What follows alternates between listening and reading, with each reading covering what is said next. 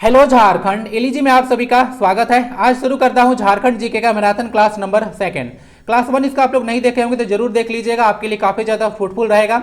और जिस तरह से आप लोगों ने फीडबैक दिया था पार्ट वन को, आशा है उससे अच्छा फीडबैक आप लोग पार्ट टू को दीजिएगा। इस लेक्चर में कंप्यूटर से रिलेटेड क्वेश्चंस, जनरल साइंस से, जीएस से और झारखंड जीके से रिलेटेड क्वेश्चन होगा। और यहाँ पे मोर देन आज 60 क्वेश्चन डिस्कस करने वाला हूँ विथ एक्सप्लेनेशन। तो क्लास थोड़ा सा लंबा रहेगा, पैसेंस रखकर आपको सुनना होगा। ये लेक्चर जेएसएससी सीजीएल एक्साइज या फिर कोई एग्जाम जो कि जेएसएससी या जेपीएससी कंडक्ट कराती है, सब में लेक्चर काफी फ्रूटफुल होगा। आज यहाँ पर मेनली रूप से जीके और जीएस को डिस्कस करने वाला हूँ। इस लेक्चर का पीडीएफ आपको टेलीग्राम पे मिल जाएगा। पार्ट वन का पीडीएफ अभी नहीं प्रोवाइड कराया गया है, 1 से 2 दिनों में आपको प्रोवाइड करा दिया जाएगा। सबका लिंक आपको डिस्क्रिप्शन बॉक्स में मिल जाएगा। और इसका मैराथन क्लास का तो एक बकायदा प्लेलिस्ट भी बना दिया गया है। तो ये क्लास को स्टार्ट करते हैं। क्लास को ध्यान से सुनिएगा। Let's gear up. और इसमें कुछ प्रीवियस ईयर क्वेश्चंस भी इंक्लूड किया गया है जो कि जेएसएससी के द्वारा पूछा गया है पास्ट एग्जाम्स में। चलिए, पहला क्वेश्चन है, कवि कालिदास और खगोल शास्त्री आर्यभट्ट किस भारतीय शासक के दरबार में उपस्थित थे? चंद्रगुप्त, समुद्रगुप्त, अशोका या फिर चंद्रगुप्त द्वितीय? सही आंसर इसका डी है। क्वेश्चन आप लोगों को पता होना चाहिए, काफी इंपॉर्टेंट क्वेश्चन है, बहुत बार पूछा गया है अलग अलग एग्जाम में। तो देखिए यहाँ पे कुछ दरबारी लिया गया है या फिर कुछ समूह है और किसके शासक में वो मौजूद थे। तो सबसे पहले जो क्वेश्चन था, कवि कालिदास और खगोल शास्त्री आर्यभट्ट, तो चंद्रगुप्त विक्रमादित्य के यह जो है दरबार में थे। बाणभट्ट बोला जाता है हर्षवर्धन के दरबार में थे। तुलसीदास अकबर के काल में थे, ठीक है। बाकी अमीर खुसरो जो है अलाउद्दीन खिलजी के जो है दरबार में थे। खिलजी यहाँ पे होना चाहिए, इसको पीडीएफ पे सही कर दिया जाएगा। अष्टप्रधान एक समूह था जो कि शिवाजी महाराज के दरबार में थे, ठीक है, याद रखिएगा। अष्टप्रधान और अष्टदिग्गज आपसे पूछेगा तो वह कृष्ण देव राय के टाइम में थे, या देखिएगा उनके दरबार में थे। कृष्ण देव राय जो है तुलवा डायनेस्टी से बिलोंग करते थे। बाकी आंसर तो हो चुका है चंद्रगुप्त द्वितीय। बाकी आर्यभट्ट के बारे में याद रखिएगा, आर्यभट्ट काफी इंपोर्टेंट पर्सनालिटी है, आपको पता होना चाहिए। 1975 में भारत के द्वारा पहला जो सैटेलाइट भेजा गया था उसका नाम आर्यभट्ट ही है, ठीक है, 1975 में। कालिदास को क्या बोला जाता है? कालिदास को बोला जाता है शेक्सपियर ऑफ इंडिया। और जो नागार्जुन है उनको बोला जाता है आइंस्टाइन ऑफ इंडिया, ठीक है। रेल बजट को आम बजट के साथ विलय किस वित्त वर्ष में किया गया था? 2015-16, 16-17, 17-18 या फिर 19-20?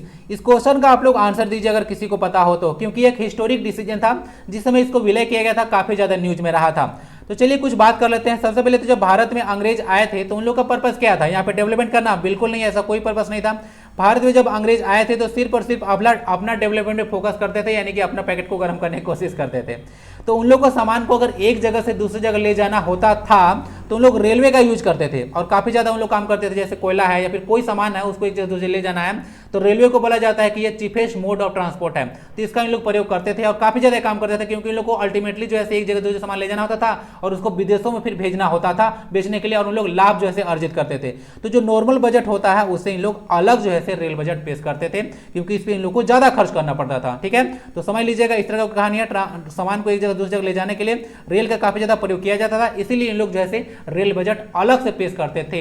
लेकिन बाद में क्या हुआ, 92 साल के बाद जो है से जो रेल बजट है उसको आम बजट के साथ मर्ज कर दिया गया था 2017-18 में, ठीक है। और एक घोषणा हुआ था 2016 में, तो 2016 में घोषणा हुआ तो उसके बाद ईयर आया होगा 2017 और उस साल का बजट पेश होगा 2017-18 के लिए। तो अगर इस तरह से पूछेगा फाइनेंशियल ईयर तो रेल बजट को आम बजट के साथ विलय किया गया था 2017-18 में और 92 साल के बाद किया गया था। ये भी क्वेश्चन बहुत बार पूछा गया था उस टाइम। बाकी रेल बजट को आम बजट से अलग किया गया था 1924 में, इसको याद रख लीजिएगा, डिस्कस किया था। कुछ देख लीजिएगा, आपके लिए काम आएगा, करंट अफेयर्स में पूछा जा सकता है। 2023-24 के लिए जो है भारत का बजट कितना है? तो यह है 45,03,097 करोड़। तो इतना बजट है 2023-24 के लिए। और भारत का वित्त वर्ष जो होता है वह 1 अप्रैल से 31 मार्च तक होता है। आरबीआई का फाइनेंशियल ईयर कब से कब तक होता है जरा ये बताइएगा। और जो बजट शब्द है उसका उपबंध देखिएगा तो वह जो है 112 में है। सॉरी, बजट इस तरह से मत बोलिए, बजट का उपबंध बोलिए कि अनुच्छेद 112 में है। बजट शब्द एक्चुअली में हमारे संविधान में मेंशन है ही नहीं। यहाँ पे जो है एनुअल फाइनेंशियल स्टेटमेंट लिखा हुआ है। बजट एक फ्रेंच शब्द है जिसका मतलब होता है चमड़े का थैला। अगर झारखंड के बारे में बात कीजिएगा तो झारखंड का जो 2023-24 के लिए जो बजट है वह है 1.16 लाख करोड़। और झारखंड के जो वित्त मंत्री हैं वह है रामेश्वर ओराम और भारत के जो वित्त मंत्री हैं वह उनका नाम है निर्मला सीतारमण, ठीक है। ये पहली जो है भारत की वित्त मंत्री रही है। ऐसे तो पहले भी रही थी एक बार इंदिरा गांधी, लेकिन वो प्राइम मिनिस्टर रहते हुए बनी थी। तो फुल पहला बोला जाता है निर्मला सीतारमण को ही, पहली महिला। 2017-18 याद रखिएगा। और रेलवे स्टार्ट किया गया था लॉर्ड डलहौजी के काल में, ठीक है, लॉर्ड डलहौजी के काल में रेलवे शुरुआत किया गया था, आपको पता होगा 16 अप्रैल 1853 में जो है शुरू किया गया था और पहले जो है मुंबई से थाने के बीच में जो है ट्रेन चला था। टोटल 34 किलोमीटर यह डिस्टेंस ट्रेवल किया था। मुंबई में कहाँ से? तो छत्रपति शिवाजी टर्मिनल से, ठीक है, टर्मिनल से, CST से। तो सारा चीज डिस्कस हो चुका है। नेक्स्ट क्वेश्चन है, इस तरह से क्वेश्चन आपको पूछा जाता है कि मत्स्य उत्सव राजस्थान के किस शहर में मनाया जाता है? अलवर, जयपुर, कोटा या फिर जैसलमेर? आंसर इसका ए है, अलवर में जैसे मत्स्य फेस्टिवल मनाया जाता है। जयपुर को तो पता होगा, फेमस है, पिंक सिटी के नाम से जाना जाता है। यहाँ पे राजस्थान को देख लीजिएगा तो राजस्थान के बारे में बोला जाता है कि एरिया वाइज जो है यह भारत का सबसे बड़ा राज्य है। बाकी इसकी सीमा आप लोग देखिएगा तो इधर कौन सा है, इधर पंजाब हो गया, इधर हरियाणा हो गया, इधर देख लीजिएगा उत्तर प्रदेश और इधर मध्य प्रदेश और यह इधर हो गया गुजरात। तो टोटल 5 ऐसे राज्य हैं जिसके साथ राजस्थान जो है अपनी सीमा साझा करता है और इधर पता होगा पाकिस्तान है, ठीक है, याद रखिएगा। तो इस तरह से चीज याद रख लीजिएगा, अलवर इसका आंसर होगा। जयपुर को पिंक सिटी कहा जाता है, भी ध्यान रख सकते हैं। राजस्थान में देखिएगा तो कुछ नेशनल पार्क है, एक तो केलाडियो नेशनल पार्क है, याद रख लीजिएगा, जरूर याद रखिएगा केलाडियो नेशनल पार्क है क्योंकि यह यूनेस्को का वर्ल्ड हेरिटेज साइट भी है और इसको भरतपुर बर्ड सेंचुरी के नाम से भी जाना जाता है। और सरिस्का टाइगर रिजर्व भी यहीं पे है, ठीक है, सरिस्का टाइगर रिजर्व। यहाँ का स्टेट बर्ड जो है ग्रेट इंडियन बस्टर्ड है, ठीक है। इसका IUCN स्टेटस आप लोग बता सकते हैं क्या है? ग्रेट। किसी राज्य के खातों से संबंधित भारत के कैग रिपोर्ट किसको सौंपा जाता है? राज्य के मुख्यमंत्री, राज्य के मुख्य आर्थिक सलाहकार, राज्य के राज्यपाल या फिर राज्य के वित्त मंत्री? सबसे पहला पॉइंट तो आप लोग याद रखिएगा कि जिस तरह से सेंट्रल लेवल पर प्रेसिडेंट ऑफ इंडिया कार्य करते हैं वह जैसे किसी स्टेट में गवर्नर कार्य करते हैं। और ए पॉइंट तो आपको क्लियर होगा, पता होगा कि जो कैग है अपना रिपोर्ट प्रेसिडेंट के पास सौंपता है और प्रेसिडेंट जो है अल्टीमेटली उसको संसद में पेश करते हैं। तो कैग रिपोर्ट जिस तरह से सेंट्रल लेवल पर प्रेसिडेंट को सौंपते हैं उसी तरह से किसी स्टेट में गवर्नर को जो है सौंपा जाता है, ठीक है। ये बात आप लोग ध्यान रखिएगा। तो इसका आंसर हो जाएगा राज्य के राज्यपाल। और ये कितनी बार डिस्कस कर चुका हूं कि राज्य के जो राज्यपाल हैं वो अनुच्छेद 155 के तहत जो है अपॉइंट किए जाते हैं प्रेसिडेंट ऑफ इंडिया के द्वारा ही। तो समझ में आ चुका होगा, ये किसी स्टेट के बारे में बात किया जा रहा है। अगर सेंट्रल लेवल पूछेगा कि कैग अपनी रिपोर्ट किसको सौंपता है तो प्रेसिडेंट ऑफ इंडिया को सौंपते हैं, ठीक है। तो राज्य के राज्यपाल इसका आंसर हो गया। आइए देख लेते हैं कुछ कॉन्स्टिट्यूशनल प्रोविजन की कैग के बारे में क्या क्या मेंशन है हमारे संविधान में। तो सबसे पहला पॉइंट तो यह देखिए कि आर्टिकल जो है 148 से लेकर आर्टिकल मतलब 151 तक पार्ट 5 में जो है मेंशन है, ठीक है। क्या? तो यह है कैग यानी कि कंट्रोलर एंड ऑडिटर जनरल, यानी हिंदी में इसको नियंत्रक एवं महालेखा परीक्षक कहते हैं। पार्ट 5 में टोटल देखिएगा तो 52 से लेकर 151 आर्टिकल तक आता है, उसी में जो है कैग भी आ जाता है। तो जेपीएससी जैसा क्वेश्चन आपसे पूछेगी तो पूछेगी कि बताइए कि जो कैग है वह किस पार्ट में मेंशन है, तो पार्ट 5 आप लोग टिक लगा लीजिएगा। ऐसे सब तो आपको पता होना चाहिए। पार्ट 1 में जैसे यूनियन और स्टेट्स के बारे में चर्चा किया गया है, पार्ट 2 में जो है सिटीजनशिप के बारे में है, पार्ट 3 में जो है फंडामेंटल राइट है, पार्ट 4 में जो है डीपीएसपी है। और यहाँ पे देखिएगा तो जो आर्टिकल यहाँ से 36-51 होता है और यहाँ पे पार्ट 4A बोलिए 51 बोला जाता है, तो उसमें जो है आपको मेंशन होगा फंडामेंटल राइट्स, ठीक है। ये सब ध्यान रखिए जो कि 42nd कॉन्स्टिट्यूशन अमेंडमेंट के द्वारा जो है ऐड किया गया था। बाकी ये बात ध्यान रखिएगा कि जो कैग का अपॉइंटमेंट किया जाता है वो आर्टिकल 128-48 के तहत जो है प्रेसिडेंट ही करते हैं, यानी कि भारत के राष्ट्रपति ही जो है कैग को अपॉइंट करते हैं। इन लोगों का जो टाइम देखिएगा तो 6 साल होता है या फिर 65, दोनों में से कोई पहले हो जाए वही जो है टाइम पीरियड इनका होता है। बाकी इनको प्रेसिडेंट के जैसा ही जो है किसी एक सुप्रीम कोर्ट के जिस तरह से जज होते हैं जो हटाते हैं उसी तरह से जो है इन लोगों का हटाने का प्रक्रिया होता है। और वर्तमान में जो कैग देखिएगा यानी कि जो कंट्रोलर एंड ऑडिटर जनरल हैं उनका नाम है गिरीश चंद्र मुर्मू। तो मुर्मू तो कम से कम आप लोग भूलेगा नहीं, ये जो है 14वें जो है कैग हैं, ठीक है। आंसर इसका सही है। आई होप कि ये चीज आपको डिटेल में समझ में आ चुका होगा। और कैग रिपोर्ट से भी संबंधित देखिएगा तो रांची में जो सीवेज ड्रेनेज का मामला था उसमें काफी ज्यादा गड़बड़ी जो है पाया गया था, जिसके चलते भी जो है झारखंड में भी जो है कैग का रिपोर्ट जो है न्यूज में था, ठीक है। तो क्वेश्चन आपसे बन सकता है। नेक्स्ट क्वेश्चन काफी ज्यादा इंपॉर्टेंट है, इसको आप लोग डबल टिक लगा लीजिएगा, बहुत बार पूछा गया, यूपीएससी भी इस तरह से क्वेश्चन आपको पूछती है। इनमें से कौन राष्ट्रपति के चुनाव के लिए निर्वाचन मंडल का हिस्सा नहीं होता है? तो लोकसभा के निर्वाचित सदस्य, राज्य विधानसभा के निर्वाचित सदस्य, राज्यसभा के निर्वाचित सदस्य या फिर राज्यसभा के लिए मनोनीत सदस्य, क्या इसका आंसर होना चाहिए? सबसे पहले पॉइंट है कि आपको पता होगा जो राष्ट्रपति का चुनाव होता है वह एकल संक्रमणीय जो है प्रणाली के द्वारा किया जाता है। तो जो राष्ट्रपति के चुनाव में जो शामिल होते हैं, ध्यान सुनिएगा, लोकसभा के निर्वाचित सदस्य होते हैं यानी कि इलेक्टेड मेंबर होते हैं। राज्य विधानसभा यानी जो विधानसभा है उसके निर्वाचित सदस्य होते हैं, यानी कि इलेक्टेड मेंबर होते हैं। राज्यसभा के निर्वाचित सदस्य होते हैं। और उसके बाद हो चुका है यहाँ पे राज्यसभा और लोकसभा के मनोनीत सदस्य नहीं होते हैं, यहाँ पे कट कर दिया गया है। और विधान परिषद के निर्वाचित और मनोनीत सदस्य नहीं होते हैं। दिल्ली और पुदुचेरी के निर्वाचित सदस्य होते हैं। ठीक है, ध्यान रखिएगा क्योंकि मैं डिस्कस किया था कुछ दिन पहले, आप लोग मेरा हर एक वीडियो देखते होंगे। तो दिल्ली में और पुदुचेरी में विधानसभा है। ठीक है, यहाँ पे सीट बताता हूँ। दिल्ली में 70 सीट है विधानसभा का, और पुदुचेरी में जो है 30 सीट है। ये बात ध्यान रखिएगा। तो कभी भी देख लीजिएगा, ये पॉइंट तो आप लोग ध्यान रखिएगा कि विधान परिषद का इसमें कोई हिस्सेदारी नहीं होता है, चाहे वह निर्वाचित हो या फिर जो है मनोनीत हो। ठीक है ना, ये बात ध्यान रखिएगा। और बाकी यहाँ पे कोई भी मनोनीत सदस्य, चाहे वह राज्यसभा हो या फिर लोकसभा, उसमें जो मनोनीत सदस्य होते हैं जो कि प्रेसिडेंट ऑफ इंडिया के द्वारा अपॉइंट किए जाते हैं, वह सदस्य नहीं होते हैं। लोकसभा, उसके बाद राज्यसभा और राज्य की जो विधानसभा है उसके जो है इलेक्टेड मेंबर होते हैं, इस पार्टिसिपेट करते हैं राष्ट्रपति के चुनाव में। और क्योंकि दिल्ली और पुदुचेरी में विधानसभा है तो ये भी जो है आपका इंक्लूड हो जाता है। तो सारा चीज आप लोग ध्यान रखिएगा। राष्ट्रपति का चुनाव जैसे किस अनुच्छेद के तहत किया जाता है, इस चीज मैं पहले आपको पार्ट 1 में डिटेल में डिस्कस कर चुका हूं। टाइम वेस्ट करने का कोई मतलब नहीं बनता है। यहां पे इसका आंसर हो जाएगा राज्यसभा के मनोनीत सदस्य। ठीक है,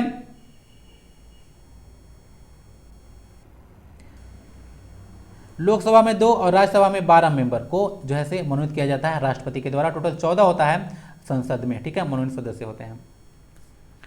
बाकी वर्तमान में अभी देख लीजिएगा तो द्रौपदी मुर्मू है जो कि इंडियन पॉलिटिशियन है और 15वीं जो है प्रेसिडेंट बनी है। और झारखंड की 9वीं जो है ये राज्यपाल थी।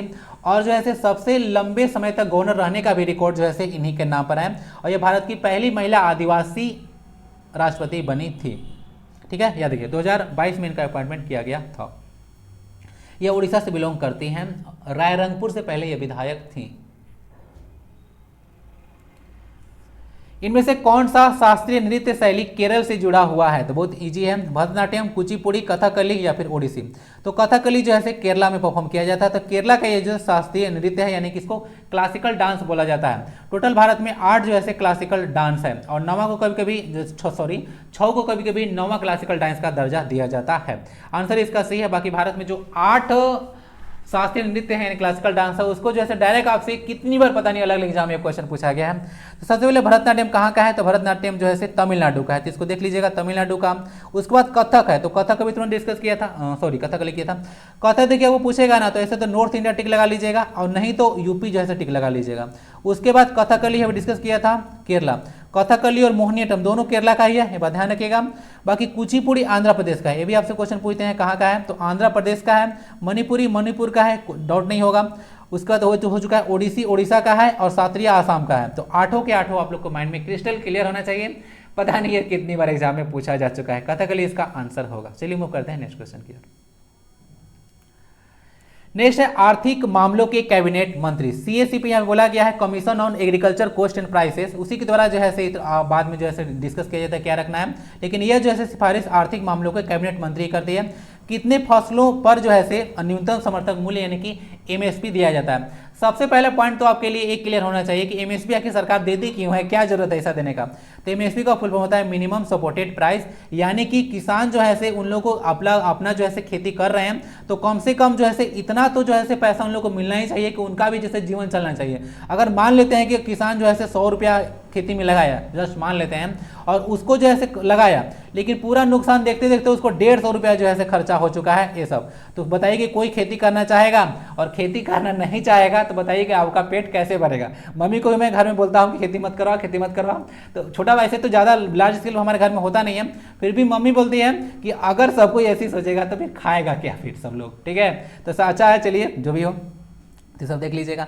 तो टोटल जो है एमएसपी जो दिया जाता है वो 22 फसल पर दिया जाता है। और सबसे पहले जो एमएसपी शुरू किया गया था जब भारत में हरित क्रांति की शुरुआत किया गया था, गेहूं पर यानी कि व्हीट पर जो है सबसे पहले जो है एमएसपी दिया गया था।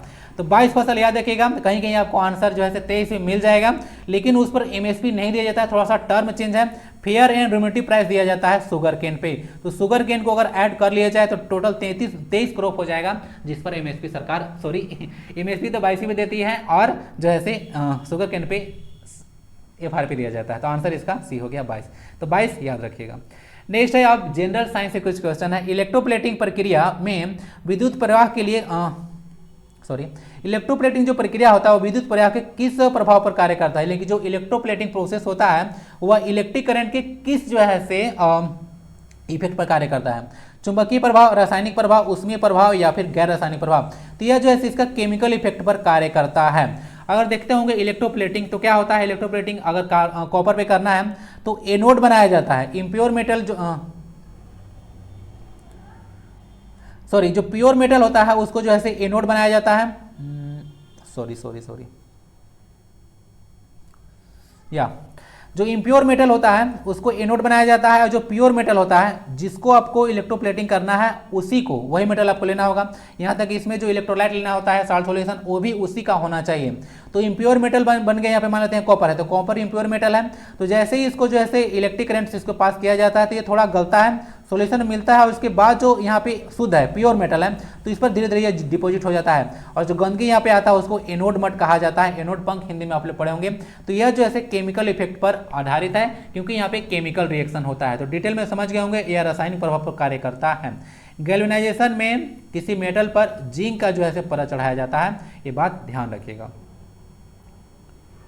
इलेक्ट्रिक बेल है वह चुंबकीय प्रभाव पर कार्य करता है, बेल ये सब, उसका जो उसी प्रभाव कौन करता है, हीटर। अब जितने भी आप लोग देखते हैं बल्ब ये सब जो है से उसमें प्रभाव पर कार्य करता है, यानी कि हीटिंग इफेक्ट पर कार्य करता है।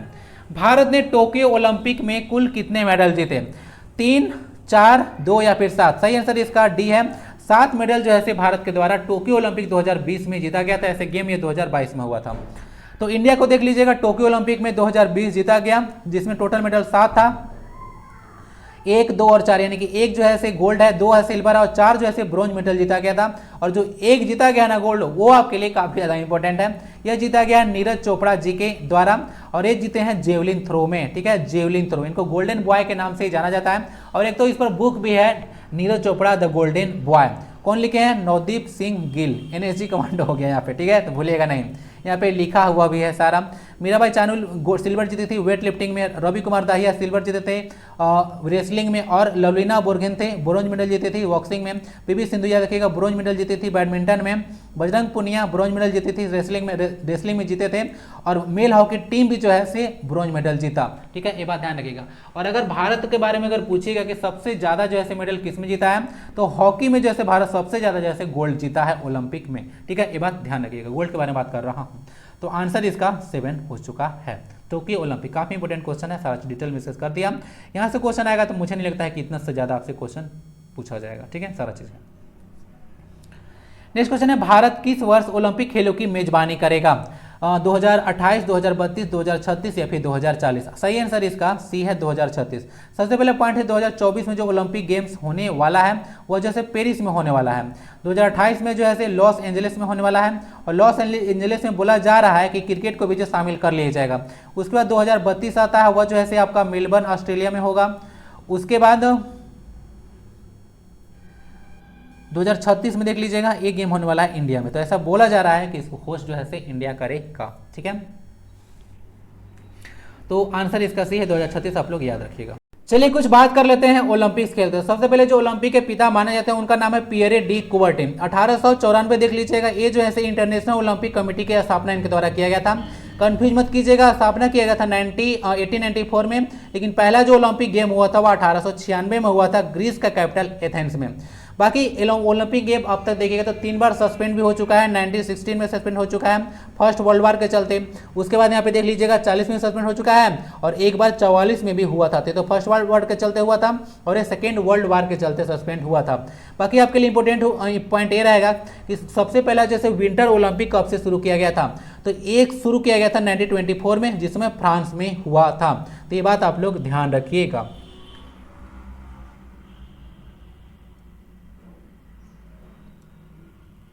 और एक पॉइंट और आपके लिए डिस्कस करता हूं, 1964 में ओलंपिक हुआ था टोक्यो में। तो टोक्यो जो है पहला, मतलब जापान बोलिए, पहला एशियाई देश है जो कि ओलंपिक खेलों की मेजबानी किया था। आप कहाँ रहते हैं एशिया में, तो आपको पता होना चाहिए जिसके बारे में। 1964 हो गया था, उसका डिस्कस किया था। 2036 जैसे इसका आंसर होगा। भारत कितनी बार एशियाई खेलों की मेजबानी कर चुका? अभी एशियन गेम्स संपन्न हुआ था, डिटेल में डिस्कस करूंगा। तो भारत अब तक 2 बार जो है से एशियन गेम्स को जो है से मेजबानी कर चुका है।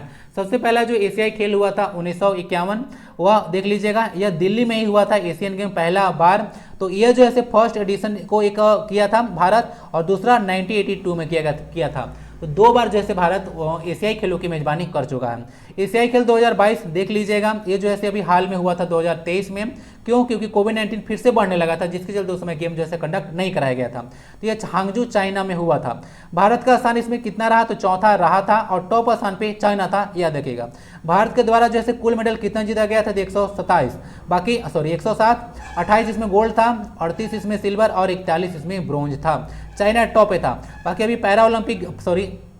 पैरा ऐसे ही खेल भी हुआ, उसमें भारत ने कुल जो है 111 पदक जीता। ठीक है, ये भी बात आप लोग ध्यान रखिएगा। और एशियाई खेल 2026 कहाँ पे होगा? तो 2022 + 4 आप लोग जोड़ लीजिए, तो कहाँ होगा? 2026 में जापान में होने वाला है, यानी कि टोक्यो में होगा। ठीक है, आंसर तो हो चुका है बी, देख लीजिएगा। पैरा एशियाई गेम में जो है 111 है। कंटेम्प्रेरी आप लोग देखे होंगे तो आपको पता होगा कितना गोल्ड, कितना ब्रॉन्ज और कितना सिल्वर मेडल था। नेक्स्ट क्वेश्चन आता है, उस भौतिक वैज्ञानिक की पहचान कीजिए जिसे न्यूट्रॉन की खोज के लिए वर्ष 1932 में नोबेल पुरस्कार दिया गया था। जेम्स फ्लेमिंग, मैक्स प्लांक, उसके बाद एनरिको फर्मी या फिर जेम्स चैडविक। आंसर आपको पता होगा डी, जिसका आंसर होगा जेम्स चैडविक को जो है 1932 में नोबेल जो है पुरस्कार दिया गया था फिजिक्स के क्षेत्र में। ये बात ध्यान रखिएगा। ये किसका खोज किए थे? तो न्यूट्रॉन की खोज किए थे। बाकी इलेक्ट्रॉन की खोज कौन किए थे? तो ये किए थे जे टॉमसन। उसके बाद प्रोटॉन देख लीजिएगा, ई गोल्डस्टीन किए थे। ठीक है, आंसर इसका डी हो जाएगा, जेम्स चैडविक। भारत में देखिएगा तो 2 ऐसे साइंटिस्ट हैं जिनको नोबेल प्राइज मिल चुका है। एक तो है 1930 में दिया गया था सीवी रमन जी को, रमन इफेक्ट के लिए, और एक दिया गया था 1983 में, ठीक है, एस चंद्रशेखर को, यानी कि सुब्रमण्यम चंद्रशेखर को। ये बात ध्यान रखिएगा, आंसर इसका डी है, जेम्स चैडविक। ठीक है, इलेक्ट्रॉन, प्रोटॉन, न्यूट्रॉन्स के बारे में ध्यान रख लीजिएगा। इलेक्ट्रॉन जो है से जो न्यूक्लियस उसके चारों ओर जो है से फिक्स्ड पाथ में जो है से चक्कर लगाते रहते हैं। ये बात देख लीजिएगा, इलेक्ट्रॉन, प्रोटॉन और न्यूट्रॉन 3 जो है से सब एटॉमिक पार्टिकल्स बोले जाते हैं। सबका खोज देख लीजिएगा, सबसे पहले इलेक्ट्रॉन खोजा गया था 1897 में। ये बात याद रखिएगा, आपसे कभी कभी डेट भी पूछ देते हैं। इनमें से कौन सी पुस्तक सलमान रुश्दी के द्वारा नहीं लिखी गई है? An era of darkness, midnight children, the satanic verses या फिर सेम। आंसर इसका यह है एन एरा ऑफ डार्कनेस जो है से सलमान रुश्दी के द्वारा नहीं, यह शशि थरूर जी के द्वारा लिखा गया है। तो शशि थरूर जी के द्वारा लिखा गया कुछ बुक देख लीजिएगा। इन ग्लोरियस एम्पायर है, एन एरा ऑफ डार्कनेस, जो कि बुक काफ़ी ज़्यादा इंपॉर्टेंट है। यह क्वेश्चन जो है से इसीलिए आपके लिए इंपॉर्टेंट है क्योंकि इस बुक के लिए इनको साहित्य अकादमी पुरस्कार दिया जा चुका है 2019 में। पैराडॉक्सियल प्राइम मिनिस्टर यहाँ पे होना चाहिए, तो ये बुक इनके द्वारा लिखा गया है। Why I am a Hindu, ये भी बुक है, और द ग्रेट इंडियन नॉवेल, ये भी बुक इनके द्वारा लिखा गया है। तो काफ़ी इंपॉर्टेंट पर्सनैलिटी है। अब इनका इंग्लिश आप लोग पढ़िएगा तो फिर मजा आ जाएगा। पढ़ते हैं, इनका कभी आता है एडिटोरियल तब देखिएगा किस तरह से इंग्लिश यूज करते हैं। ठीक है, आंसर इसका ए है। विश्व खाद्य कार्यक्रम यानी कि WFP वर्ल्ड फूड प्रोग्राम का मुख्यालय कहाँ पे है? ब्रुसेल्स, पेरिस, न्यूयॉर्क या फिर रोम। आंसर इसका डी है, रोम में जो है से विश्व खाद्य प्रोग्राम का मुख्यालय है। यहाँ पे देख लीजिएगा, हेडक्वार्टर रोम इटली में है। स्टैब्लिश किया गया था दिसंबर 1996 में, और वर्ल्ड फूड डे मनाया जाता है 16 अक्टूबर को, और 2023 का थीम है water is life, water is food. तो अभी हाल में जो है 16 अक्टूबर को विश्व खाद्य दिवस मनाया गया था। तो इसमें थीम क्या है वो आपके लिए इंपॉर्टेंट रहेगा, ध्यान रखिएगा। विश्व खाद्य कार्यक्रम हेडक्वार्टर इसका रोम में है, रोम इटली का कैपिटल है।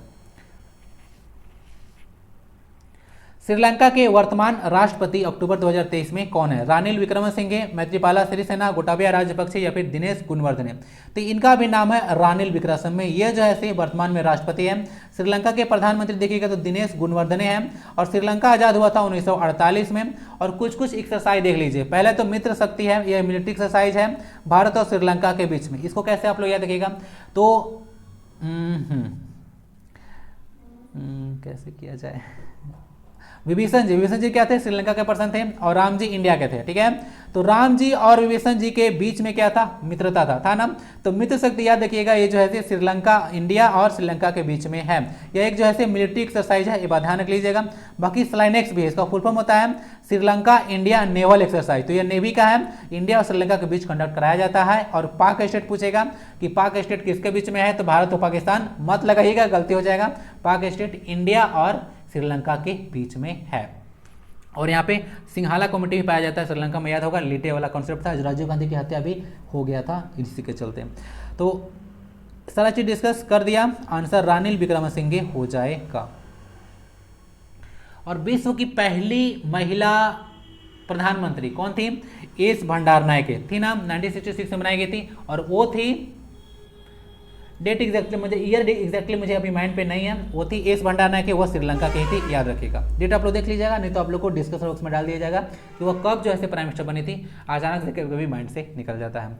नेक्स्ट क्वेश्चन कंप्यूटर से है, तो कंप्यूटर माउस का बायां बटन आइटम को डैश करने और दायां बटन मेनू को डैश करने में मदद करता है। देखिए क्या होता है, कभी भी लेफ्ट आप लोग बटन दबाते हैं माउस का तो वह जो है सेलेक्ट होता है, ठीक है, और राइट बटन दबाते हैं किसी मेन्यू पर तो वह डिस्प्ले होता है। तो सेलेक्ट और डिस्प्ले इसका करेक्ट आंसर होना चाहिए, आंसर इसका बी होगा, ठीक है। कोई आइटम को चूज करना है तो उसको जो है सेलेक्ट बटन दबाया जाता है और राइट बटन दबाइएगा तो डिस्प्ले होगा। आप लोग जाकर थोड़ा सा देख लीजिएगा, सेलेक्ट और डिस्प्ले इसका क्रमशः जो है जो फील है उसमें भराएगा।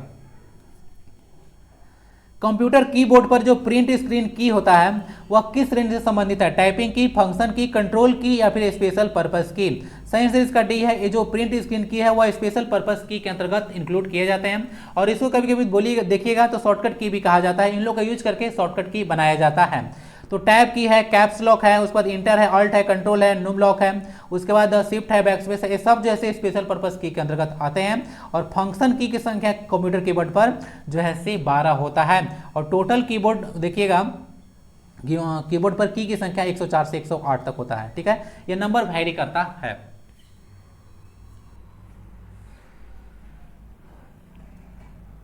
आइए कुछ देख लेते हैं। सबसे पहले तो नंबर की देख लीजिएगा, 1 2 3 आप लोग देखने को मिलता होगा। फंक्शन की में 1 से लेकर 12 तक हो गया। स्पेशल पर्पस की में अलग अलग देख लीजिएगा, इधर इंसर्ट की है, उसके बाद यहाँ पे होम है, उसका डिलीट है, एंड की है, कुछ इधर मिलेगा, कंट्रोल होगा, कैप्स लॉक मिलेगा, शिफ्ट मिलेगा। ये सब जो है स्पेशल की या स्पेशल पर्पस की के अंतर्गत आता है। एरो की जो है न्यूमेरिक है, फिर लॉजिकल की भी होता है, ये सब लॉजिकल की है, ये सब एरो की है। अल्फाबेट के देख लीजिएगा, ए से लेकर जेड तक ये सब होता है। तो ये सब कुछ आप लोग देख लीजिएगा, थोड़ा रीड कर लीजिएगा। डॉट मैट्रिक्स प्रिंटर को कौन सा प्रिंटर कहा जाता है? पिन, टेप, बार या फिर व्हील? आंसर इसका ए है।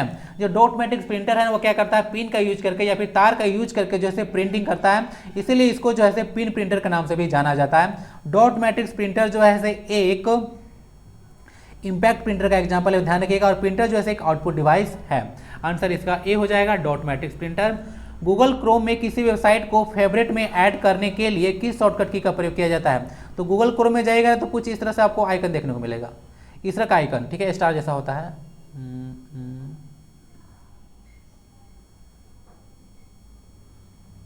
उस तरह कोई स्टार होगा, तो इस तरह का जो आइकन आपको देखने को मिलेगा वह जो होता है Ctrl+D से हो जाएगा। फेवरेट करने का मतलब क्या है? उसमें आप लोग डायरेक्ट जो है क्लिक करके जहाँ पे आपको जाना होगा वहाँ पे विजिट कर सकते हैं। तो शॉर्टकट की होता है गूगल क्रोम का Ctrl+D। गूगल क्रोम जो है एक वेब ब्राउजर का एग्जाम्पल है। 2008 में इसको जो है गूगल के द्वारा लॉन्च किया जाता है और ये जो गूगल क्रोम है वह विश्व में सबसे ज़्यादा यूज किया जाने वाला वेब ब्राउजर है, फॉलोड बाय सफारी जो कि एप्पल का है, ठीक है। और सबसे ज़्यादा यूज किया जाने वाला सर्च इंजन है गूगल एक सर्च इंजन भी है और दूसरे स्थान पर बिंग है माइक्रोसॉफ्ट का। अब अधिकांश प्रोजेक्टर में इनपुट स्रोत के रूप में कंप्यूटर से डैश केबल या फिर वीजी केबल का प्रयोग किया जाता है। तो कंप्यूटर को अगर प्रोजेक्टर से ऐड करना है तो किस तरह का जो है आप लोग जो है केबल यूज करते हैं? तो वह केबल यूज किया जाता है HDMI, ठीक है। देख लीजिएगा क्या होता है, तो ये होता है हाई डेफिनेशन, कहीं लिखा होगा हाई डेफिनेशन मल्टीमीडिया इंटरफेस, ये होता है HDMI पोर्ट। तो 19 पिन वाला एक पोर्ट होता है जिसमें मूल रूप से देखिएगा तो टीवी है, मॉनिटर है, प्रोजेक्टर है, ये सब जो है चीज़ जो है कनेक्ट किया जाता है। VGA का फुल फॉर्म आप लोग देख लीजिएगा, यहाँ पे लिखा होगा विजुअल वीडियोग्राफिक एरे होता है ना, इसका फुल फॉर्म वीडियोग्राफिक एरे होता है, फुल फॉर्म देख लीजिएगा। ये जैसे 3 पंक्तियों में 15 इसमें पिन होता है। इसमें भी मॉनिटर प्रोजेक्टर ये सब यूज किया जा मतलब कनेक्ट किया जाता है इससे पोर्ट से, इसलिए यहाँ पे VGA पोर्ट या फिर यहाँ पे हम जो है HDMI जो है केबल का यूज किया जा सकता है, ठीक है। इनमें से कौन एक open source time sharing operating system है? सबसे पहले तो ओपन सोर्स को क्लियर करना चाहूँगा। ओपन सोर्स एक ऐसा बोलिए कि एक सॉफ्टवेयर होता है जिसमें अगर कोई डेवलपर है वह जो थर्ड पार्टी को या किसी यूजर को ऐसा परमिशन देता है कि उसको आप लोग मॉडिफाई कर सकते हैं या अपने अनुसार उसमें चेंज कर सकते हैं या किसी के साथ शेयर कर सकते हैं, यानी कि मनचाहा कार्य कर सकते हैं, वह ओपन सोर्स होता है। और टाइम शेयरिंग करने का मतलब होता है कि अगर मान लेते एक कंप्यूटर है, उसमें अलग अलग जो है इंसान यहाँ पे अलग अलग जगह बैठे हुए हैं और उसको जो है एक साथ जो है यूज कर सकते हैं इस एक कंप्यूटर को, तो उसको टाइम शेयरिंग जो है कंप्यूटर बोला जाता है, या फिर इस तरह का ऑपरेटिंग सिस्टम में टाइम शेयरिंग ऑपरेटिंग सिस्टम होता है। तो इनमें से कौन एक open source time sharing system है, तो वह लाइनक्स हो जाएगा। ठीक है, याद रखिएगा लाइनक्स जो है एक open source time sharing operating system है, यानी कि इसमें आप लोग चेंज भी कर सकते हैं, ओपन सोर्स भी है और टाइम शेयरिंग का भी आपको ऑप्शन दिया जाता है। ठीक है, ये बात आप लोग ध्यान रखिएगा। इनमें से कौन सा फीचर विंडोज ऑपरेटिंग सिस्टम से संबंधित नहीं है, पोर्टेबल ओपन सोर्स मल्टीटास्किंग में GUI सपोर्ट, तो आंसर इसका जो है बी होगा। ये एक ओपन सोर्स सॉफ्टवेयर नहीं है। अगर आप लोग विंडो 10 अपना डलवाए होंगे तो उसमें अपने आप जैसे मॉडिफाई कुछ नहीं कर सकते। अगर आपको कोई चीज़ विंडो 10 में सही नहीं लग रहा है तो आप लोग जो है उसको खुद से मॉडिफाई नहीं कर सकते हैं। वो कौन कर सकता है, तो वह माइक्रोसॉफ्ट कर सकता है, यानी कि जो प्रोप्राइटरी राइट है वो विंडो 10 का, वह जो है सिर्फ और सिर्फ माइक्रोसॉफ्ट के पास है। आपको जो है वो फैसिलिटी प्रोवाइड नहीं कराता है वह, तो इस तरह से ये ओपन सोर्स नहीं होगा। बाकी पोर्टेबल भी है, मल्टीटास्किंग में अलग अलग कार्य कर सकते हैं और यह ग्राफिकल यूजर इंटरफेस पर कार्य करता है, आपसे डिस्कस किया था। कैरेक्टर यूजर इंटरफेस पे कौन कार्य करता है, तो एमओएस डॉस करता है ना। ठीक है, डॉस का मतलब विंडोज 10 में फाइल मैनेजमेंट एप्लीकेशन को डैश नाम दिया गया है, जिसका उपयोग फोल्डर और फाइल्स को ब्राउज करने के लिए प्रयोग किया जाता है। File search, file navigation, file browser या फिर फाइल एक्सप्लोरर। सही आंसर इसका डी होगा, फाइल एक्सप्लोरर इसको कहा जाता है। कंप्यूटर को ओपन कीजिएगा तो आपको इस तरह से चीज देखने को मिलेगा, जिसमें बहुत सारा चीज आपको मिल जाएगा, तो यह फाइल एक्सप्लोरर में आपको सब मिलता है। ठीक है, डॉक्यूमेंट देखने को मिलेगा, डाउनलोड, सारा चीज आपको फाइल एक्सप्लोरर में देखने को मिलता है। तो इस तरह से जो फाइल मैनेजमेंट एप्लीकेशन होता है उसका नाम जो है फाइल एक्सप्लोरर दिया गया है। ठीक है, विंडोज 10 में। ठीक है, तो इजी क्वेश्चन था, डायरेक्ट आप लोगों को पता होना चाहिए। इनमें से कौन सा एक कंप्यूटर है जो इंटरनेट पर एक वेबसाइट को होस्ट करता है, web page, web server, search engine या फिर वेब ब्राउजर। सही आंसर इसका है बी, वेब सर्वर होता है। तो वेब सर्वर जो है उसी पर जो है आपको वेबसाइट देखने को मिलेगा। ठीक है, याद रखिएगा। यहाँ पे दो टर्म आता है, एक अपलोडिंग होता है, एक डाउनलोडिंग होता है। तो कभी एक लोकल कंप्यूटर से यानी कि जो यूजर का कंप्यूटर है, अपलोडिंग डाउनलोडिंग था ना, तो अगर कोई लोकल कंप्यूटर यहाँ पे देखते हैं तो लोकल कंप्यूटर से जो वेब सर्वर है उस पर अगर डेटा को जो है डाला जाता है तो उसको अपलोडिंग कहते हैं, और वहां से डेटा लिया जाता है तो उसको डाउनलोडिंग कहा जाता है। ठीक है, तो ई वेब सर्वर याद रखिएगा। वेब पेज क्या होता है, तो वेब पेज देख लीजिएगा, जो वेबसाइट देखिएगा तो वहाँ पे जो पेज होता है उसको वेब पेज बोलते हैं, और जब ग्रुप ऑफ वेब पेज बन जाएगा तो उसको वेबसाइट नाम दिया जाता है। यहाँ पे वेब पेज को डिजाइन करने के लिए आप लोग देख लीजिएगा, दो चीज़ होता है, HTTP और HTML। तो HTML कोडिंग होता है, लैंग्वेज होता है हाइपर टेक्स्ट मार्कअप लैंग्वेज, और प्रोटोकॉल जो यूज होता है वह होता है hyper text transfer protocol. Web server इसका करेक्ट आंसर यहाँ पे हो जाएगा। नेक्स्ट क्वेश्चन है, निम्नलिखित में से कौन सी कंप्यूटर की सेकेंडरी स्टोरेज डिवाइस नहीं है, compact disc, pen drive, flash drive या फिर डी रैम। जिसका नाम में ही रैम है तो सेकेंडरी स्टोरेज नहीं है। डी रैम जो है एक प्राइमरी मेमोरी का पार्ट होता है। ठीक है, रैम के बारे में याद रखिएगा, रैम और रोम दोनों जो है प्राइमरी मेमोरी का ही पार्ट है, पहले डिस्कस किया था, दोनों प्राइमरी मेमोरी है। अंतर बस इतना है कि जो रैम है वह जैसे वोलाटाइल है और रोम है वह नॉन वोलाटाइल है। आंसर यहाँ पे डी रैम हो जाएगा। यह सेकेंडरी स्टोरेज डिवाइस नहीं है, यह प्राइमरी स्टोरेज डिवाइस का एग्जांपल है। MS एक्सेल में नेम बॉक्स डैश सेल के एड्रेस को प्रदर्शित करता है। कहने मतलब MS एक्सेल है, उसमें नेम बॉक्स है, वह किस सेल के बारे में बात करता है, लास्ट, एक्टिव, सेकंड लास्ट या फिर फर्स्ट। तो यह एक्टिव सेल के बारे में बात करता है, ध्यान रखिएगा। यहाँ पे देखिए ये क्या है, तो यहाँ पे जो है आपको रो देखने को मिल रहा है, अब यह कॉलम है। तो यहाँ पे देखिए क्या है, तो यह जो है कॉलम नंबर बी है और रो नंबर सेकंड है, तो इसका नाम हो गया B2, हो गया ना B2। तीसरा देखिएगा B2 इसका नाम है, और सेल यहाँ पे देखिए सेल एड्रेस, इसमें B2 लिखा हुआ है, यानी कि जिस सेल में आप लोग काम कीजिएगा उसका एड्रेस आपको यहाँ पे दिखेगा। तो जो नेम बॉक्स होता है वह एक्टिव सेल यानी कि जो करेंट सेल है उसका एड्रेस को जो है प्रदर्शित करता है। आंसर इसका बी है। ठीक है,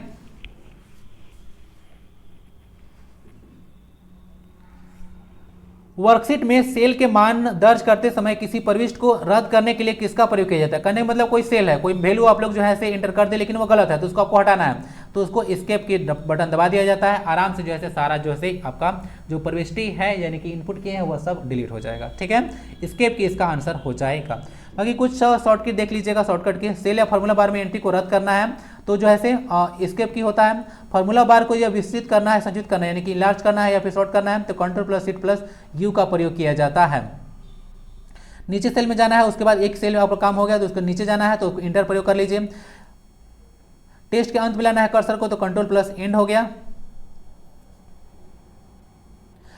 फार्मूला बार में जो कर्सर जहाँ पे है वहाँ से जो है से अंत तक के सभी टेस्ट का आप लोग को चयन करना है, तो कंट्रोल के शिफ्ट के साथ एंड दबाया जाता है। कहने का मतलब कर्सर यहाँ पे है और सेल में पूरा यहाँ से यहाँ के बाद जो है कुछ चीज़ लिखा हुआ है, तो यहाँ से लेकर यहाँ तक अगर सेलेक्ट करना है तो control plus shift plus and आपको दबाना होगा।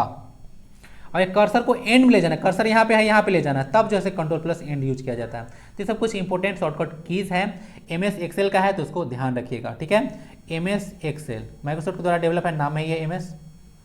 और यह क्या है, तो यह डेटा प्रोसेसिंग सॉफ्टवेयर है। चार्ट बनाना है आपको, टेबल क्रिएट करना है, ये सब के लिए यूज किया जाता है Excel. Next question general science है, वह सारा क्वेश्चन JCC SI 2017 में पूछा गया था। हाइड्रा और ईस्ट में प्रजनन की विधि कौन कौन सी है? अर्धसूत्री विभाजन जिसको म्यूसिस बोलते हैं, सूत्री विभाजन जिसको मेटोसिस बोलते हैं, द्विखंडन बाइनरी फिजन या फिर बडिंग मुकुलन। तो हाइड्रा और ईस्ट में मुकुलन होता है, बडिंग क्या होता है प्रोसेस, इसको थोड़ा सा देख लीजिए। इस तरह से देखिए, एज हाइड्रा एक जीव है, तो ये क्या करता है, तो यहाँ पे ना बर्ड जैसा निकलता है, धीरे धीरे विकसित होता है, ऐसे विकसित होता है और धीरे धीरे जैसे से अलग हो जाता है और ये जैसे एक नया ऑर्गेनिज्म बन जाता है। तो इस जो प्रोसेस होता है उसको बडिंग कहा जाता है, ध्यान रखिएगा। हाइड्रा और ईस्ट दोनों में जो है बडिंग प्रोसेस होता है। आइए कुछ देख लेते हैं। सबसे पहले हाइड्रा और ईस्ट में बडिंग होता है, अमीबा में और पैरामेसिस में बाइनरी फिजन होता है, बाइनरी फिजन के द्वारा इन लोगों में जो है रिप्रोडक्शन होता है। प्लाज्मोडियम में इसमें मल्टीपल फिजन होता है। प्लेनेरिया आप लोग ध्यान रखिएगा, इसमें रीजनरेशन होता है ना, इसमें बोला जाता है कि द्विखंडन होता है, लेकिन इसमें जो है रीजनरेशन प्रोसेस बोला जाता है, पुनरुत्थान बोला जाता है प्लेनेरिया में, ठीक है, ध्यान रखिएगा। और ब्रायोफिलियम में किससे होता है रिप्रोडक्शन, तो यह होता है वेजिटेटिव प्रोपेगेशन के द्वारा, ठीक है, ब्रायोफिलियम। इसका पत्ती भी गिरेगा ना तो वहाँ से जो है फिर नया जो है पौधा आपका उग जाएगा, ये होता है ब्रायोफिलियम। तो आंसर इसका डी है, मुकुलन, याद रखिएगा। नेक्स्ट, अवतल लेंस का प्रयोग किस दृष्टि दोष यानी कि आई डिफेक्ट को दूर करने के लिए किया जाता है? आपसे पूछे कि आई डिफेक्ट है क्या, तो आई डिफेक्ट आई का एक ऐसा कंडीशन होता है जिसमें आई जो है 25 से लेकर जो इनफाइनाइट डिस्टेंस होता है उसके बीच की वस्तुओं को ठीक ढंग से नहीं देख पाता है, उसको आई डिफेक्ट बोला जाता है। तो यह निकट दृष्टि दोष को दूर करने के लिए यूज किया जाता है। हिंदी में इसको शॉर्ट साइटेडनेस बोला जाता है। आप लोगों को पढ़ाया होगा कोई तो बताया होगा, अवतल और उत्तल। तो अवतल में निकट होता है और उत्तल में दूर दृष्टि को हो जाता है। तो दूर में कम अंक है तो ये उत्तल हो गया, निकट में ज़्यादा अंक है तो अवतल हो गया। इस तरह से याद करने का ट्रिक आपको बताया गया होगा, ठीक है। तो निकट दृष्टि दोष को जो है दूर करने के लिए अवतल लेंस का प्रयोग किया जाता है। दूर दृष्टि के लिए उत्तल लेंस होता है, अबिंदुकता में बेलनाकार लेंस यूज किया जाता है, और जो मोतियाबिंद यानी कि जो कैटरेक्ट होता है उसमें जो है कैटरेक्ट सर्जरी करना होता है। धुंधला हो जाता है लेंस, क्रिस्टलाइन लेंस जिसको बोलते हैं। यहाँ पे देखिएगा जो मायोपिक आई है यानी कि जो निकट दृष्टि दोष वाला आंख है उसका जो नेत्र गोलक है वो बड़ा हो जाता है, तो उसका रेटिना जो है थोड़ा सा पहले शिफ्ट हो जाता है, तो इमेज पहले ही बन जाता है। तो इसको जो है करेक्ट किया जाता है किसका यूज करके, एक कनकेव लेंस के द्वारा। तो क्या करता है, किरणों को थोड़ा सा पसार देता है, ठीक है, पसारता है और उसको दूर भेज देता है। तो यहाँ पे जिसका इमेज यानी कि रेटिना पे जो है बनता है, रेटिना इसका आगे शिफ्ट हो जाता है, पहले इमेज बन जाता है। किसी तार का प्रतिरोध किस पर निर्भर करता है? तार की लंबाई पर, तार के अनुप्रस्थ काट के क्षेत्रफल पर, तार का तापमान पर, किस पर? Only one, both 1 and 2, both 1 and 3 या फिर ऑल 1, 2 and 3? आंसर इसका डी है। तार का जो प्रतिरोध है जिसको आप लोग रेजिस्टेंस बोलते हैं वह 4 चीज़ों पर निर्भर करता है।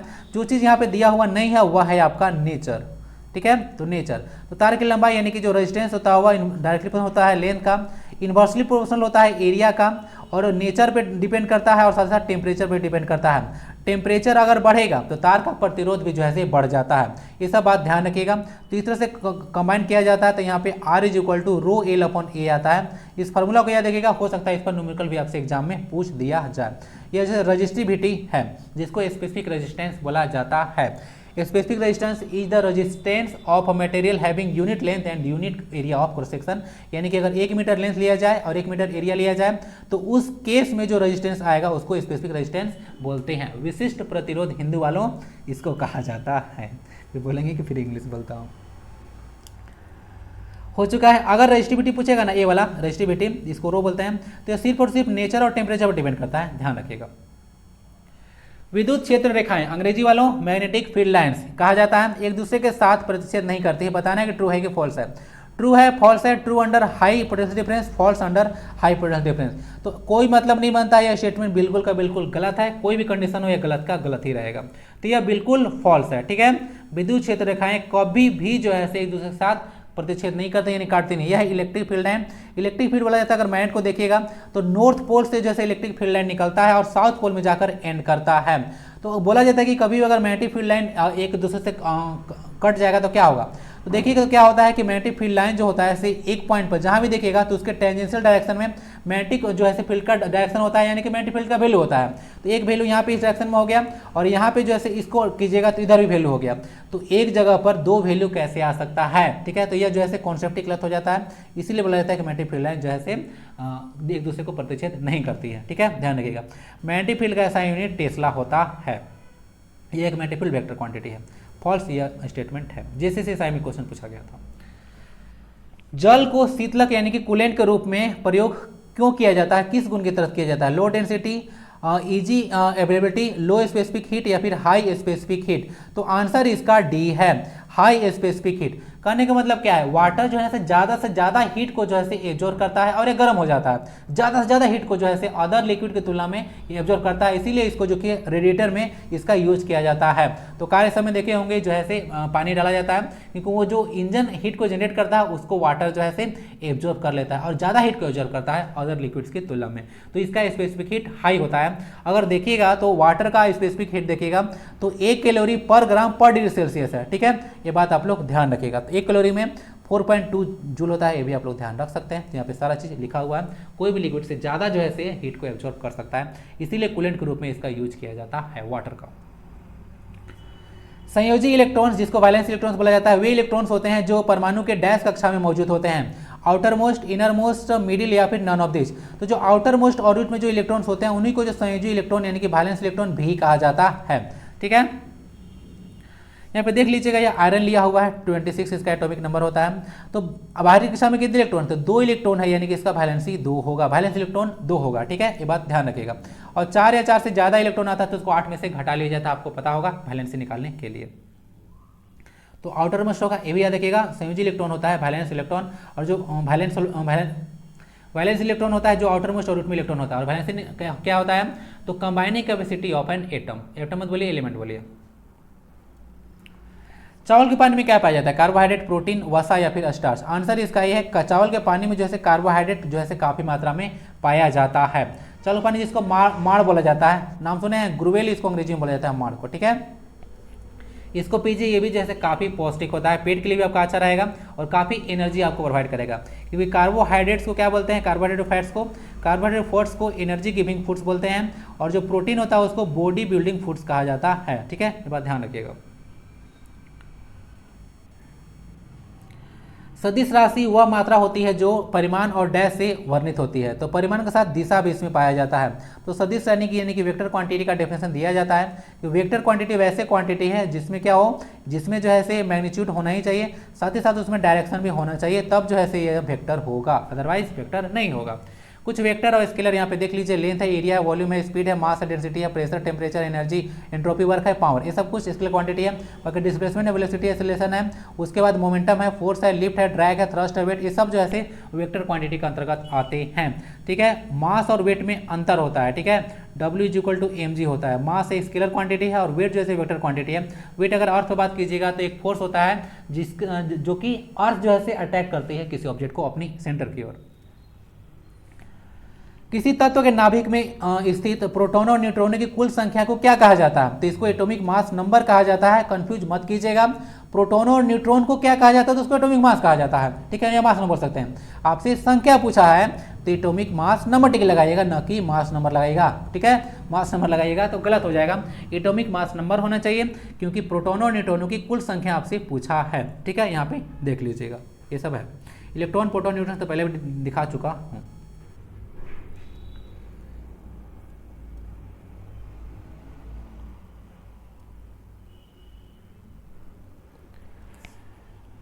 नेक्स्ट है डैश, भोजन सामग्री को बाहर विभाजित करते हैं और फिर जो है अवशोषित करते हैं। तो कुछ बोला जाए ऑर्गेनिज्म के बारे में कि इन लोग जो है ना भोजन सामग्री को बाहर जो है तोड़ता है इन लोग, और उसके बाद जो है इन लोग एब्जॉर्ब करता है। कीड़े, मशरूम, पौधे या फिर मनुष्य। सही आंसर इसका डी है। क्या आदमी होना चाहिए? क्या आदमी जो है खाना को बाहर तोड़ता है क्या? जी नहीं, हम लोग दांत से जैसे खाना को तोड़ते हैं, शरीर के अंदर ही होता है। आंसर इसका मशरूम हो जाएगा, देख लीजिएगा। इस तरह का आप लोगों ने एक न्यूट्रिशन पढ़े होंगे, सैप्रोफाइटिक न्यूट्रिशन। तो कुछ कुछ ऑर्गेनिज्म ऐसे होते हैं जो कि सड़े गले चीज़ों से जो है अपना न्यूट्रिशन को प्राप्त करते हैं। तो क्या करते हैं उन लोग जो है सबसे पहले जो है वो ब्रेक डाउन करते हैं फूड मटेरियल को शरीर के बाहर, उसके बाद जो है इसको एब्जॉर्ब करते हैं। कुछ एग्जांपल देख लीजिए, तो मशरूम है, ब्रेड मोल्ड है, ईस्ट है, और कुछ बैक्टीरिया भी जैसे सैप्रोफाइटिक मोड ऑफ न्यूट्रिशन को यूज करते हैं। तो जो गिवन ऑप्शन था उसमें आंसर हो जाएगा मशरूम। नेक्स्ट है जल निकायों, यानी कि वाटर बॉडीज बोला गया हमें। मनुष्य के मल त्याग करने से उनमें कौन बैक्टीरिया जो है पाया जाता है? गियार्डिया लैम्बिया लिखा हुआ है, उसके बाद क्रिप्टो स्पोडियम लिखा हुआ है, ई कोली लिखा हुआ है, या फिर कोलीफॉर्म लिखा हुआ है, सॉरी। आंसर यहाँ पे डी होगा, कोलीफॉर्म बैक्टीरिया। कोलीफॉर्म बैक्टीरिया के बारे में बोला जाता है कि यह मनुष्य के आंत में पाया जाता है। तो अगर मल का जैसे त्याग पानी में किया जाता है तो उसमें कोलीफॉर्म बैक्टीरिया जैसे पाया जाएगा। और इस तरह का जो बैक्टीरिया अगर पानी में है तो काफ़ी ज़्यादा हार्मफुल होता है। ई कोली बैक्टीरिया भी हम लोग के शरीर में पाया जाता है। नेक्स्ट है सोलर कुकर में किस दर्पण का प्रयोग किया जाता है? समतल, उत्तल, अवतल, या फिर इनमें से सभी। देखिए ऐसे तो आंसर आपको देखिएगा तो एनसीईआरटी में दिया हुआ है समतल दर्पण का यूज, लेकिन अगर सोलर कुकर में आपको यूज करना है, अगर कॉन्सेप्ट पे जाइएगा तो आंसर इसका अवतल होना चाहिए। क्योंकि कभी भी अगर आपको सोलर कुकर है, आपको खाना बनाना है यहाँ पे, तो ये जो यहाँ पे दर्पण होना चाहिए वह क्या होना चाहिए? वह कनकेव होना चाहिए। कनकेव क्यों होना चाहिए? तो कनकेव दर्पण यहाँ पे इसीलिए होना चाहिए क्योंकि सन का लाइट इस पर पड़े तो ज़्यादा से ज़्यादा लाइट को जैसे एक जगह केंद्रित कर सके। ठीक है, अब ये काम कौन करता है? तो ये काम करता है अवतल दर्पण। ठीक है, तो यहाँ पे जो फूड मटेरियल रखा होगा वह जो है पक जाएगा अच्छे से। ठीक है, तो यहाँ पे अवतल आंसर होना चाहिए। ठीक है, सोलर कुकर के बारे में याद रखिएगा। शाकाहारी प्राणियों में मांसाहारी प्राणियों की तुलना में छोटी आंत क्या होती है? बड़ी, छोटी, बराबर, या फिर पतली? आंसर है यहाँ पे बड़ी होती है ना। छोटी यहाँ पे बड़ा होता है, ये बात ध्यान रखिएगा। क्यों बड़ा होता है ये बात ध्यान रखिएगा? क्योंकि देखिएगा तो जो घास वगैरह होता है, ग्रास होता है, उसमें जो है सेलुलोज पाया जाता है। और सेलुलोज जो है नॉर्मल जो फूड होता है उसको पचाने की तुलना में पचाना कठिन होता है सेलुलोज को, इसीलिए जो देखिएगा तो वो जो है बड़ा होता है। तो शाकाहारी प्राणियों को स्टार्च पचाना होता है, सॉरी सेलुलोज पचाना होता है, जिसके चलते उन लोगों का छोटी आंत बड़ा होता है। सारा काम तो छोटी आंत में ही होता है। आप लोग तो पूरा डिटेल में पढ़े होंगे। ह्यूमन के बारे में बात कीजिएगा तो बोला जाता है कि 1.5 से लेकर 6 मीटर तक जो है स्मॉल इंटेस्टाइन का जो है लेंथ होता है। और ज़्यादा जो एब्जॉर्प्शन होता है, अधिकतर एब्जॉर्प्शन कहाँ पे होता है? तो वह छोटी आंत में ही होता है, ये स्मॉल इंटेस्टाइन में होता है। सिर्फ वाटर और बोली का एब्जॉर्प्शन कहाँ होता है? वह लार्ज इंटेस्टाइन में होता है। आंसर यहाँ पे ये हो जाएगा बड़ी। यहाँ पे क्वेश्चन को थोड़ा ना सही करना पड़ेगा, ये बड़ी नहीं होना चाहिए, फिर लंबे होना चाहिए था। मैं उस पर थोड़ा ध्यान नहीं दिया, लंबा होना चाहिए, लंबा। क्वेश्चन 41 है, समूह 18 के तत्वों में उत्कृष्ट गैस होते हैं, उनके सबसे बाहरी कोष में कितने इलेक्ट्रॉन होते हैं? 4, 18, 5 या फिर 8? तो इन लोगों को नोबल गैस भी कहा जाता है। तो देख लीजिए पीरियोडिक टेबल है, तो यह है ग्रुप 18 एलिमेंट। इसको जो है इनर्ट गैसेस या फिर नोबल गैस के जो है नाम से भी जाना जाता है। क्यों? क्योंकि किसी के साथ यह रिएक्ट ही नहीं करता है, क्योंकि इन लोगों का आउटर मोस्ट जो ऑर्बिट है उसमें 8 इलेक्ट्रॉन होता है। तो आंसर इसका डी हो जाएगा। हीलियम को छोड़कर सबके जैसे बाहरी कक्षा में 8 इलेक्ट्रॉन पाया जाता है। ठीक है, ये बात ध्यान रखिएगा। Helium, neon, argon, krypton, xenon, radon, ये सब है। ये ग्रुप 1 मेटल्स हैं, इसको अल्कली मेटल बोला जाता है। ग्रुप 2 है अल्कलाइन अर्थ मेटल्स के नाम से जाना जाता है। ग्रुप 17 को हेलोजेंस के नाम से जाना जाता है। हेलो मतलब होता है साल्ट और जेंस मतलब प्रोड्यूसर, यानी कि साल्ट प्रोड्यूस करता है। जैसे NaCl का नाम आप लोग सुने होंगे, NaBr है, NaF है, जो कि रेड पॉइजन जैसा यूज किया जाता है। ये सब कुछ आप लोग देख लीजिएगा।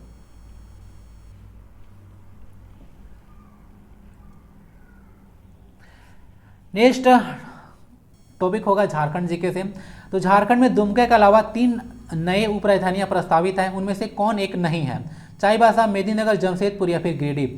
सही आंसर इसका सी है, जमशेदपुर जो है राजधानी नहीं बनाया जाएगा। 3 जो है झारखंड में नए राजधानी प्रस्तावित हैं, चाईबासा, मेदिनीनगर और गिरिडीह। टिक करके याद रखिएगा MCG। ठीक है, मेदिनीनगर, चाईबासा और गिरिडीह। चतरा नहीं है, ध्यान रख लीजिएगा, गिरिडीह है। कलकत्ता उच्च न्यायालय बोला जा रहा है कि पहला उच्च न्यायालय है भारत का। तो झारखंड उच्च न्यायालय जैसे किस नंबर का उच्च न्यायालय है? 20, 21, 22 या फिर 25? सही आंसर 21 है। जो झारखंड उच्च न्यायालय उसका गठन कब किया गया था? तो यह 2000 ईस्वी में गठन इसका किया गया था। अनुच्छेद देखिएगा 214, वो बोलता है कि हर एक राज्य में जो है से 200 एक जो है से हाई कोर्ट होना चाहिए। यहाँ तक कि संविधान में ये भी प्रबंध है, वो बोलिएगा कि प्रोविजन है कि एक हाई कोर्ट है वह एक से ज़्यादा राज्यों के लिए भी हो सकता है। तो 21वां हाई कोर्ट है झारखंड हाई कोर्ट, याद रखिएगा। इसमें कुल जज की संख्या जो है से 19 है, ये बात ध्यान रखिएगा। टोटल हाई कोर्ट भारत में 25 है ना, ये देखिएगा। सुप्रीम कोर्ट में भी जज देखिएगा तो कुल 34 है। डीवाई चंद्रचूड़ वर्तमान में मुख्य न्यायाधीश हैं सुप्रीम कोर्ट के, और झारखंड हाई कोर्ट के हैं संजय कुमार मिश्रा। ठीक है, ये 14वें जो है से मुख्य न्यायाधीश है। लास्ट क्लास में 11वें बोल दिया था, कंफ्यूजन हो गया था। ठीक है, बहुत सारा चीज 11वें था, तो आंसर इसका बी है 21। इस तरह से यहाँ पे लिखा हुआ है। यहाँ पे देखिए लिखा हुआ हरियाणा, पंजाब और जो केंद्र शासित प्रदेश चंडीगढ़ है उसके लिए एक ही उच्च न्यायालय है। ठीक है, झारखंड पुलिस का ध्येय वाक्य क्या है? ठीक है, बताइए जरा। सेवा ही धर्म, सेवा सर्वोपरि, नव स्पर्शम दीप्तम, या फिर सेवा ही लक्ष्य? आंसर इसका डी है। झारखंड जो पुलिस है उसका ध्येय वाक्य है सेवा ही लक्ष्य। यहाँ पे देख सकते हैं झारखंड पुलिस लिखा हुआ है। झारखंड पुलिस की स्थापना जो है से 2000 ईस्वी में हुआ था। हेड क्वार्टर इसका रांची है। वर्तमान में झारखंड पुलिस के जो डीजीपी हैं उनका नाम है अजय कुमार सिंह। ठीक है, ये बात ध्यान रखिएगा, ये है झारखंड के डीजीपी। और कुछ बात और ध्यान रखिएगा, झारखंड में एक स्पेशल पुलिस दस्ता है जिसको झारखंड जगुआर बोलते हैं, या आतंकवाद निरोधी दस्ता इसको बोला जाता है। झारखंड जगुआर जे के नाम से फेमस है। इसको 2008 में जो है से इसको एस्टेब्लिश किया गया था, और हेड क्वार्टर इसका टेंडर ग्राम रांची में है। ठीक है, ये क्वेश्चन ऑलरेडी जेसीसी में पूछा जा चुका है। सेवा ही लक्ष्य इसका आंसर होगा।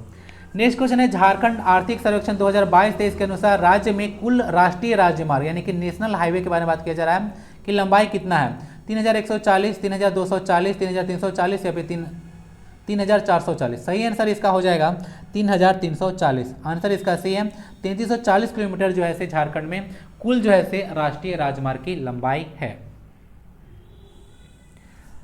झारखंड में नगर निगम डैश, नगर पंचायत डैश और नगर परिषद कितना कितना है? तो देखिए नगर निगम संख्या झारखंड में 9 है। नाम जरा लिखिए, पहले डिस्कस कर चुका हूं। नगर पंचायत भी 20 है और नगर परिषद भी 20 है। ठीक है, आंसर इसका हो जाएगा बी, 9, 20 और 20। ठीक है, कोई डाउट इसमें नहीं होना चाहिए। झारखंड में डिस्कस किया था कि प्रखंड 263, कहीं आपको 64 मिल जाएगा। 263 जो है से प्रखंड है। 9 जो है से बताया था कि यहाँ पे नगर निगम है। टोटल अनुमंडल की संख्या देखिएगा 45 है। झारखंड जिसमें अलग हुआ तो उसमें 33 अनुमंडल थे, प्रखंड हो ही गया। ये सब कुछ चीज़ याद रख सकते हैं। और बाकी 20-20 तो यहाँ पे नगर निगम और नगर पंचायत हो ही गया।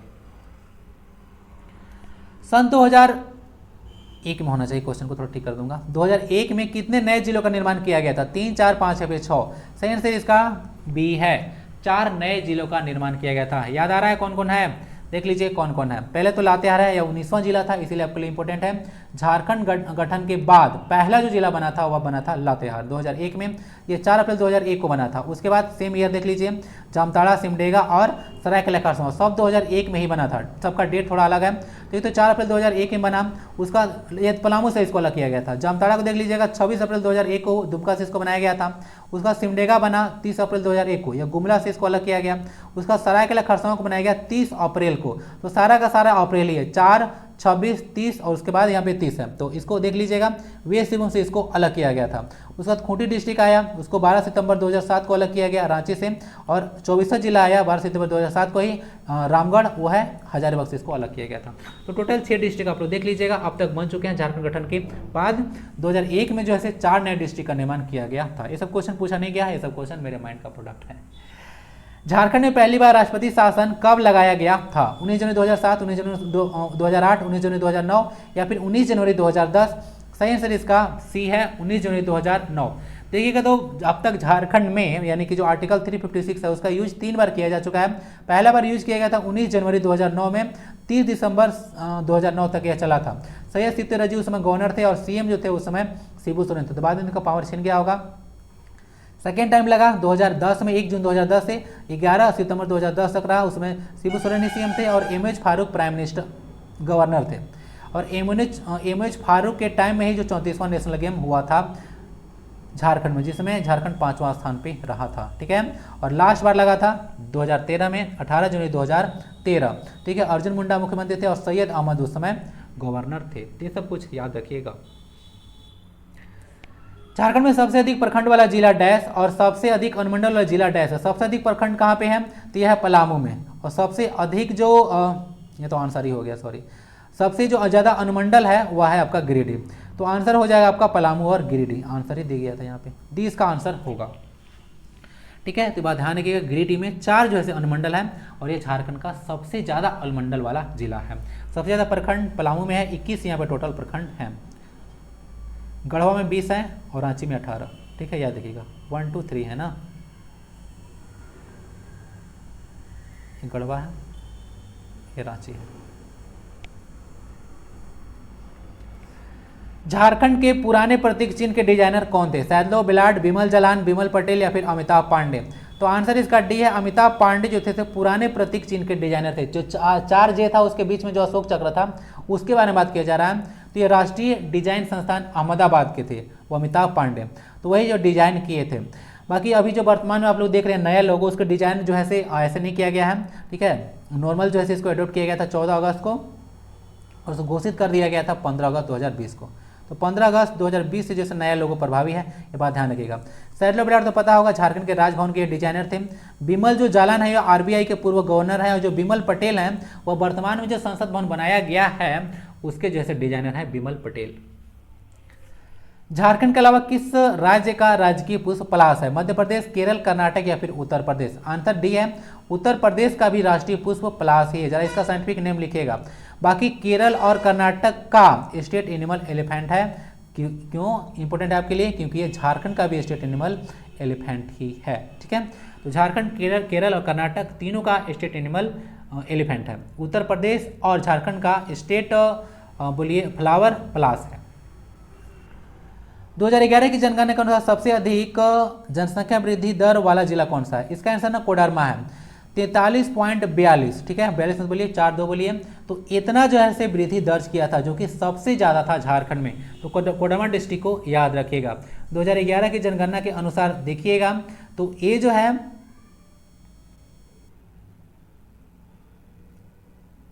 3.29 करोड़ इतना जो है से झारखंड की जनसंख्या है।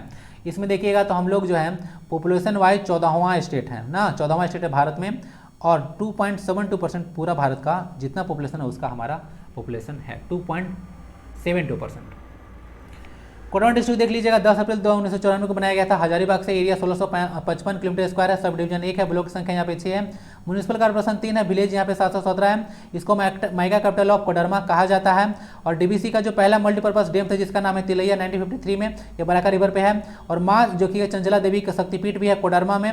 और हाईएस्ट इंक्रीज पॉपुलेशन जैसे डिस्कस किया था 2001 से 11 में कोडरमा में हुआ था। और मैकमराव हिल भी कोडरमा देखने को मिलेगा। और एक कोडरमा में पहला सैनिक स्कूल भी है जिसको 1963 में जो है इस्टेब्लिश किया गया था। ठीक है, तिलैया सैनिक स्कूल इसको बोला जाता है। आंसर ए है।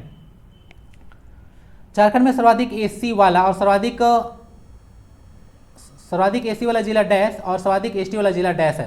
तो जो सर्वाधिक एसी है ना वह पलामू में है और जो सर्वाधिक जो एसटी है वह रांची में है। तो आंसर पलामू और क्रमशः रांची लगा लीजिए। अगर पूछेगा सर्वाधिक एसी का परसेंट तो ध्यान रखिएगा पलामू जो है उसके बगल में सटा हुआ है चतरा, है ना। तो चतरा में सर्वाधिक जो है एसी का परसेंट है और रांची से सटा हुआ आपको मिल जाएगा खूंटी। तो खूंटी में जो है से आपको देखने को मिलेगा सर्वाधिक एसटी का परसेंट। तो सर्वाधिक एसटी का परसेंट पूछेगा तो खूंटी लगाइएगा, सर्वाधिक एसी का परसेंट पूछेगा तो चतरा लगाइएगा, सर्वाधिक एसी पूछेगा तो पलामू लगाइएगा और सर्वाधिक एसटी पूछेगा तो आप लोग रांची लगाइएगा। ठीक है, कंफ्यूजन नहीं होना चाहिए, ध्यान से देख लीजिएगा। रांची डिस्ट्रिक्ट को देख लीजिएगा, डिटेल में ऐसे डिस्कस में करते रहता हूँ इसको। 1899 इसको एस्टेब्लिश किया गया था, 5097 किलोमीटर स्क्वायर एरिया है और थर्ड या बिगेस्ट एरिया वाइज है। जैसे देखिएगा तो वेस्ट सिंहभूम है, गुमला है, रांची है, गिरिडीह है और पलामू है। तो टॉप 5 जो है से यह डिस्ट्रिक्ट है एरिया वाइज। बाकी यहाँ पे 2 सब डिवीजन है, 18 यहाँ पे प्रखंड की संख्या है, पंचायत 305, विलेज 1311 है। यहाँ पे IINRG होता है, Indian institute of natural residence and gums है, रांची में लोकेटेड है। 1924 में इसको एस्टेब्लिश किया गया था इंडियन लॉक रिसर्च इंस्टीट्यूट के नाम से। बाद में 2007 में जो है इसको नाम चेंज कर दिया गया था Indian institute of natural residence and gums.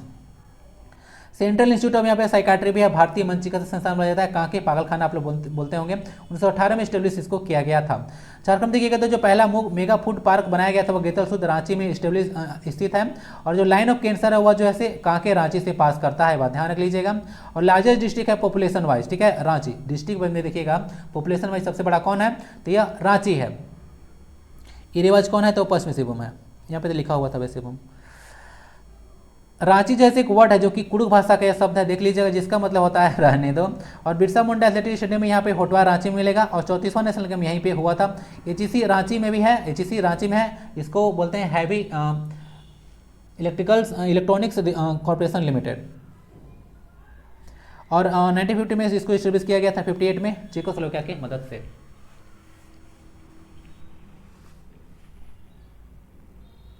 Answer हो गया है सी। झारखंड का सबसे अधिक नगरीकृत जिला कौन सा है, पूर्वी सिंहभूम, जमशेदपुर, रांची या फिर धनबाद। अधिकतर लोग सोचेंगे कि जमशेदपुर होगा, लेकिन ऐसा नहीं है, इसका आंसर धनबाद में है। सबसे ज़्यादा नगरीकृत जिला है, यानी कि सबसे ज़्यादा लोग जो है शहर में यहीं पे रहते हैं। लगभग 58.13% जो है लोग शहर में रहते हैं, धनबाद में, ठीक है। और सबसे कम कहाँ पे रहते हैं, तो गोड्डा में। लगभग बोलिए कि 5% लोग ही जो है शहर में रहते हैं, बाकी लोग गाँव में रहते हैं।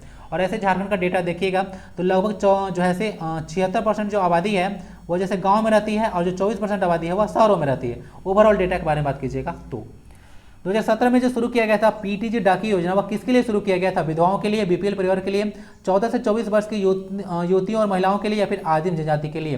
तो आंसर इसका डी है, आदिम जनजाति के लिए जो है पीटीजी डाकी योजना शुरू किया गया था। ये 2017 में योजना शुरू किया गया था, ध्यान रखिएगा। और यह आदिम जनजाति के लिए इंपॉर्टेंट रहेगा। इसमें जो है 35 किलो अनाज दिया जाता है, और यह घर घर दिया जाता है, बात ध्यान रखिएगा, घर घर दिया जाता है। और यह जो है फ्री दिया जाता है, 1 भी रुपया नहीं लिया जाता है।